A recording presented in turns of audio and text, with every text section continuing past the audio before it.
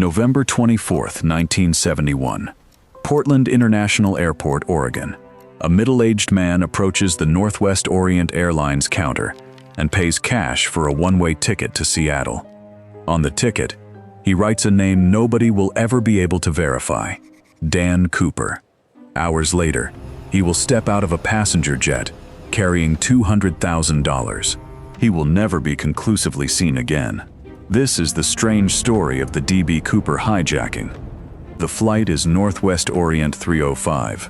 The trip from Portland to Seattle is supposed to be short and routine. Cooper appears to be in his mid-40s. He wears a business suit, a white shirt, and a black tie. He carries a cheap attaché case. While the aircraft waits to depart, he orders a bourbon and soda. Nothing about him attracts much attention. He is quiet, controlled, almost forgettable. That ordinary appearance will soon become one of the investigation's biggest problems. Shortly after 3 p.m., Cooper hands a note to a flight attendant. At first, she does not immediately treat it as an emergency. Passengers sometimes pass telephone numbers or messages to airline staff. Cooper gets her attention and indicates that the note is serious. It says he has a bomb. He asks her to sit beside him. Cooper opens the attaché case just far enough to reveal wires and several red-colored objects. Whether the device is real will never be established. Nobody aboard the aircraft is willing to test it. His demands are precise. He wants $200,000 in $20 bills. He wants 4 parachutes. He wants the items waiting when the aircraft reaches Seattle. The flight crew informs authorities while the passengers are told that their arrival has been delayed. Flight 305 remains in the air, while police, the airline, and the FBI assemble the money and locate suitable parachutes. Cooper stays calm. He does not fire a weapon.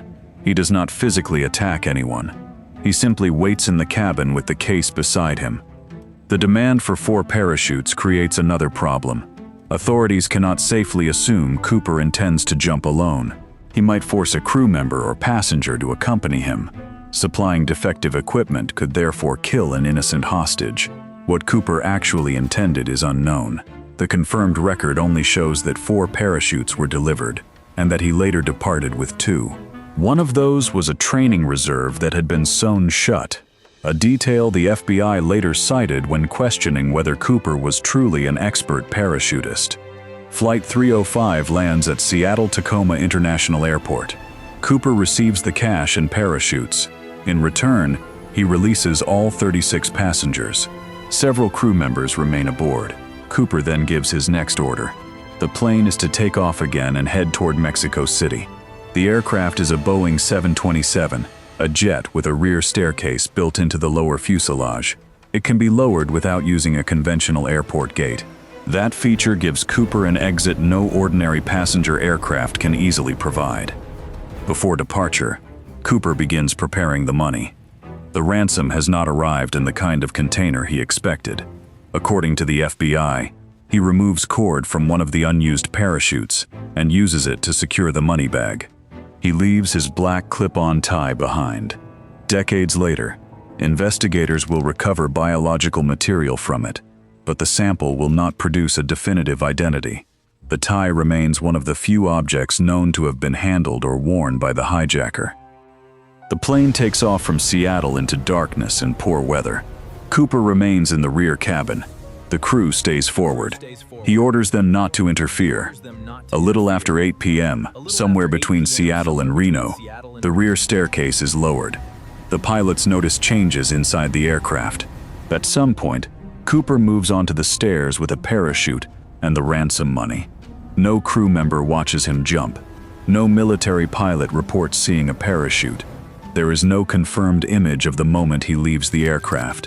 When the Boeing 727 later lands safely in Reno, armed officers enter. The hijacker is gone.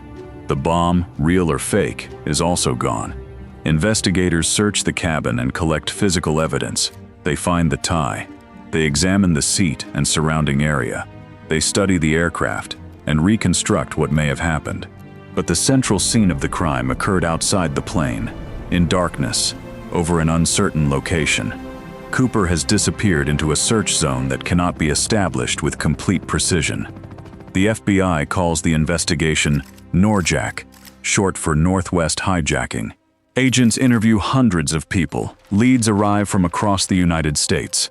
Suspects are checked against witness descriptions, employment histories, military records, and parachuting experience. By the 5th anniversary, more than 800 suspects have been considered. Most are eliminated. Some remain interesting to private researchers. None can be proved to be the man who sat in the rear of Flight 305. The witness descriptions are unusually consistent. The two flight attendants who spend the most time near Cooper are interviewed separately. Both describe a man around 5 feet 10 inches to 6 feet tall, weighing roughly 170 to 180 pounds, with brown eyes and an apparent age in his mid-40s. That description helps eliminate suspects. It never produces a confirmed identification. A sketch can narrow a search. It cannot reveal a name. One of the most famous suspects is Richard Floyd McCoy. Less than 5 months after Cooper's disappearance, McCoy carries out a similar hijacking and escapes from another aircraft by parachute. The similarity appears significant. The FBI investigates him. However, agents ultimately rule him out, citing conflicts with the physical descriptions given by the flight attendants and other evidence. McCoy remains central to later books and private theories, but the official case record does not establish that he was Cooper. Similar methods are not the same as proof. There is another possibility. Cooper may never have escaped the wilderness.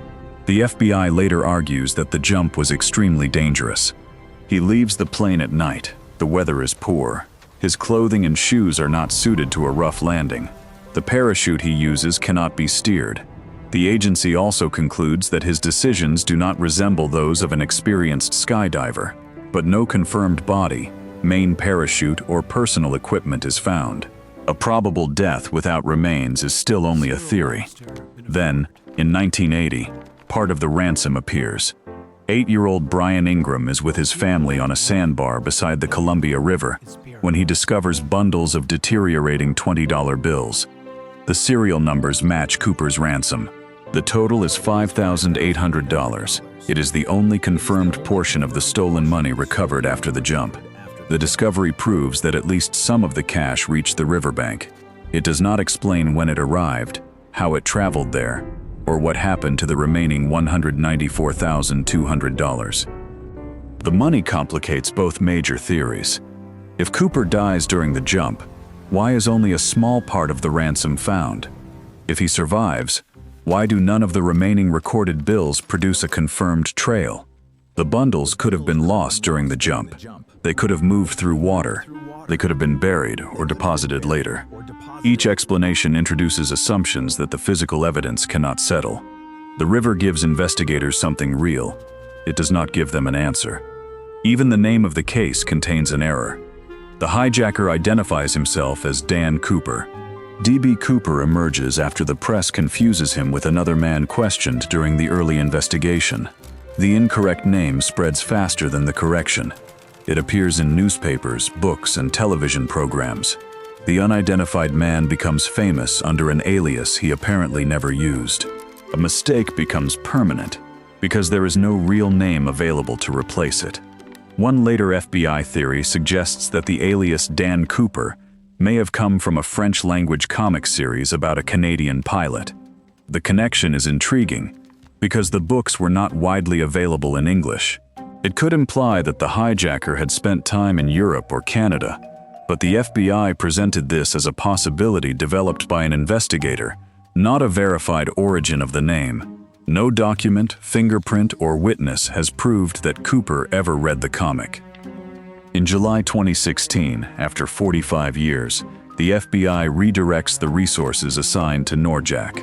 The agency says it has reviewed credible leads, interviewed witnesses, searched for evidence, and applied newer forensic methods without identifying the hijacker beyond a reasonable doubt.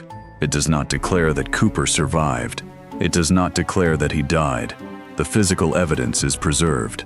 The FBI states that material specifically connected to the parachutes or ransom money can still be reported. The public investigation never really stops. More than 100 sections of FBI material are now listed in the agency's online vault. Researchers continue comparing sketches, employment records, military backgrounds, and family stories. New suspects appear regularly. Some are plausible. Some depend on unverified confessions. Others require the witnesses, forensic evidence, or flight path to be wrong. No theory has crossed the line from possibility to proof.